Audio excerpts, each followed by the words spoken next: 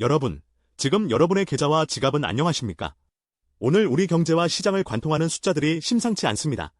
원 달러 환율은 무려 1464.3원을 기록했고, 굳건할 것 같았던 코스피 5100선은 허무하게 무너져 내렸습니다.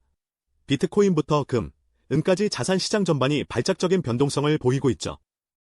도대체 어디서부터 무엇이 잘못된 걸까요? 단순히 운이 나쁜 조정일까요? 아니면 우리가 미쳐보지 못한 거대한 위기의 서막일까요? 오늘 이 영상에서는 글로벌 시장을 뒤흔든 워시 쇼크의 정체부터 우리 수출 데이터 이면에 숨겨진 소름 돋는 진실, 그리고 이 혼란 속에서 스마트 머니가 조용히 이동하고 있는 부의 길목까지 단 하나의 선으로 연결해드리겠습니다. 지금 이 흐름을 놓치시면 여러분의 소중한 자산이 소리 소문 없이 녹아내릴 수 있습니다. 지금부터 집중해 주시기 바랍니다.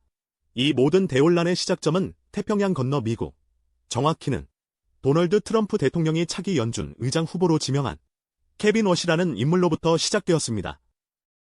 시장은 지금 이 케빈 워시라는 이름 석자의 멘붕에 빠졌습니다. 왜 그럴까요? 그는 과거 저금리를 선호했던 인물로 알려졌지만 현재 시장은 그를 극단적인 불확실성의 상징으로 받아들이고 있습니다.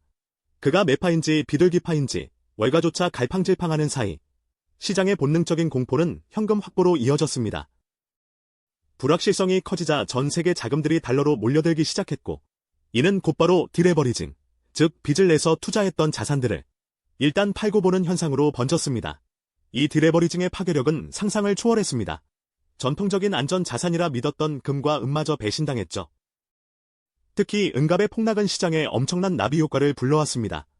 은갑이 무너지자 마진콜, 즉 추가 증거금 납입 요구를 견디지 못한 투자자들의 강제 청산 물량이 쏟아졌고, 그 불똥은 가장 유동성이 좋은 비트코인으로 튀었습니다. 비트코인이 75,000달러라는 심리적 지지선을 위태롭게 테스트하게 된 배경에는 이런 복잡한 자금의 쇠사슬이 얽혀 있습니다. 리플 역시 1.50달러 선이 무너지며 약 9,292만 달러 규모의 자금이 유출되는 처참한 상황을 맞이했죠. 여기에 미국의 셧다운 우려와 무역 갈등이라는 기름까지 부어지면서 전 세계 투자자들은 지금 일단 살고 보자는 패닉셀링에 동참하고 있는 겁니다. 이 글로벌 워시 쇼크의 직격탄을 가장 아프게 맞은 곳이 바로 대한민국입니다. 달러 강세의 압박 속에 오늘 원 달러 환율은 하루 만에 24.8원이나 폭등하며 1464.3원이라는 숫자를 찍었습니다. 소위 워시 쇼크가 현실화된 것이죠.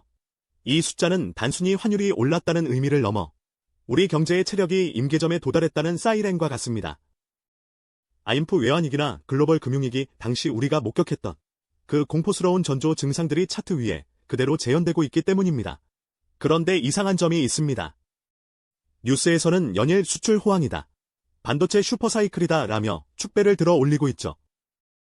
실제로 1월 수출액은 전년 대비 34%나 폭증하며 역대 최고치를 기록했고, 반도체 단일 품목으로만 200억 달러 시대를 열었습니다. 전체 수출액이 600억 달러를 돌파했으니 겉보기엔 화려하기 그지없습니다. 하지만 이 화려한 숫자 뒤에는 수출 착시라는 무서운 덫이 숨겨져 있습니다. 지금의 성장은 오직 반도체라는 외길에만 의존하고 있습니다. 반도체가 멱살을 잡고 끌고 가는 동안 우리 경제의 허리인 중소기업들은 고금리와 원가 상승을 견디지 못하고 휴폐업이 속출하고 있습니다. 이게 바로 전형적인 K자형 양극화의 공포입니다. 실제로 지방금융의 척도인 전북은 행해 연체율이 1%를 기록했다는 사실에 주목해야 합니다.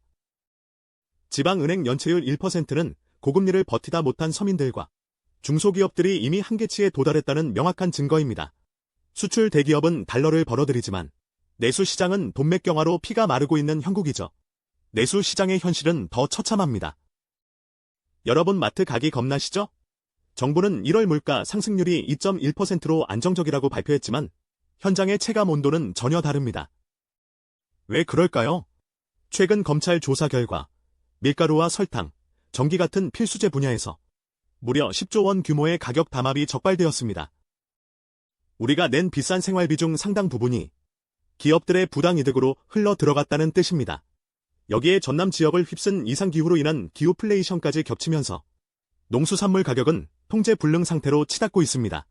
내 월급 빼고 다 오르는 이유가 단순한 경제 현상이 아니라 인위적인 담합과 기후 위기가 만들어낸 합작품이었던 셈입니다. 이런 암울한 국내 상황을 누구보다 잘 아는 사람들은 누구일까요? 바로 정부의 최전선에 있는 고위 공무원들과 대기업들입니다. 소위 서학개미들의 해외 투자를 걱정하던 고위 관료들이 정작 뒤로는 엔비디아와 테슬라 같은 미국 주식을 수백억 원어치나 보유하고 있었다는 사실이 드러났습니다. 심지어 쿠팡은 한국에서 벌어들인 돈보다 많은 9천억 원을 미국 본사로 송금했습니다. 자본은 결코 거짓말을 하지 않습니다. 한국 시장보다 미국 시장이 더 안전하고 수익률이 높다는 것을 그들은 이미 행동으로 보여주고 있는 것이죠. 실제로 새해 들어서만 우리 투자자들이 10조 원 넘게 미국 주식을 사들인 것도 같은 맥락입니다. 하지만 여기서 반전이 일어납니다. 워시 쇼크와 함께 미국 증시도 흔들리기 시작한 겁니다. 다우, 나스닥, S&P 500이 일제히 하락하고 마이크로소프트 같은 빅테크들도 힘을 못 쓰고 있습니다. 테슬라 보관 금액은 감소하고 있고 알파벳이나 메타 같은 기업들도 실적 발표를 앞두고 변동성이 극심합니다. 내가 사면 급락하고 팔면 급등한다는 서학개미들의 비명이 들리는 이유입니다. 특히 5일로 예정된 빅테크 실적 발표와 고용 통계가 나오기 전까지는 미국 증시도 안심할 수 없는 상황입니다. 그렇다면 우리는 이 지옥 같은 상황에서 그저 당하고만 있어야 할까요? 아닙니다. 위기의 깊이만큼 기회의 크기도 커지는 법입니다. 지금 시장에는 엄청난 괴리가 존재합니다. 심리는 공포에 질려 있지만 반도체를 중심으로 한 실적 숫자는 역대급으로 찍히고 있습니다. 대신증권 같은 곳에서 코스피 목표치를 5,800까지 상향 조정한 근거도 바로 이 반도체 이익의 폭발적인 증가에 있습니다.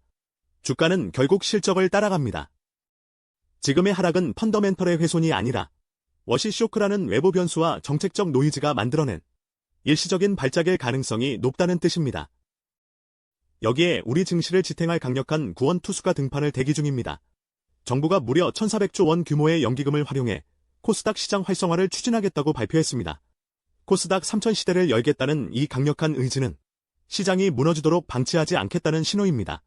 실제로 최근 코스닥 ETF로 유입되는 자금이 미국 증시 추종 상품을 앞지르기 시작했습니다. 스마트 머니는 이미 공포 속에서 정책의 수혜를 입을 곳으로 이동하고 있는 겁니다.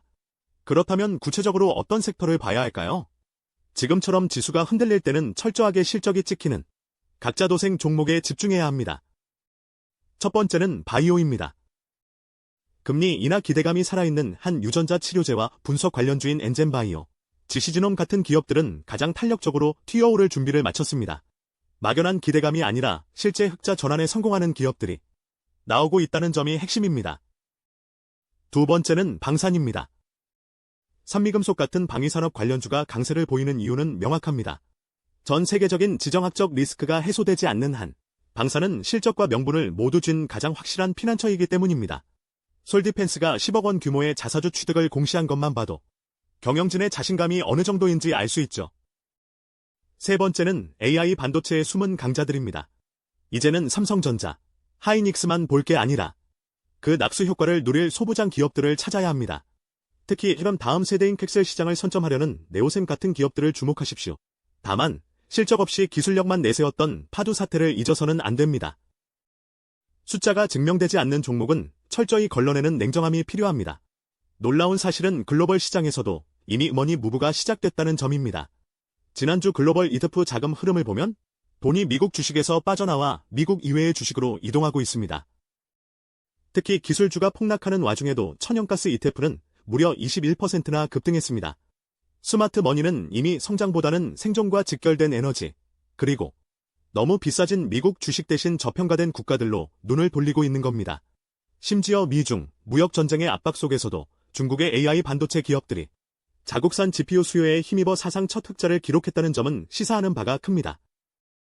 모두가 위기라고 말할 때 누군가는 그 틈새에서 새로운 생태계를 만들어내고 있다는 것이죠. 결론적으로 지금 우리는 각자 도생의 정글에 서 있습니다. 환율 1464원은 원화 가치의 추락을 알리는 경고음이지만 동시에 우리가 자산 포트폴리오를 어떻게 재편해야 하는지를 알려주는 이정표이기도 합니다. 고위 공무원들이 미국 주식을 샀던 것처럼 우리도 달러 자산의 비중을 고민해야 합니다. 동시에 정부가 던져주는 구명조끼는 확실히 챙겨야 합니다. 지금 당장 여러분이 하셔야 할 실전 지침을 정리해드립니다. 첫째, 주택담보대출을 가지고 계신 분들은 연내 출시될 30년 고정금리 상품을 주목하십시오. 금리 변동성의 시대에는 리스크를 잠그는 것이 최선입니다.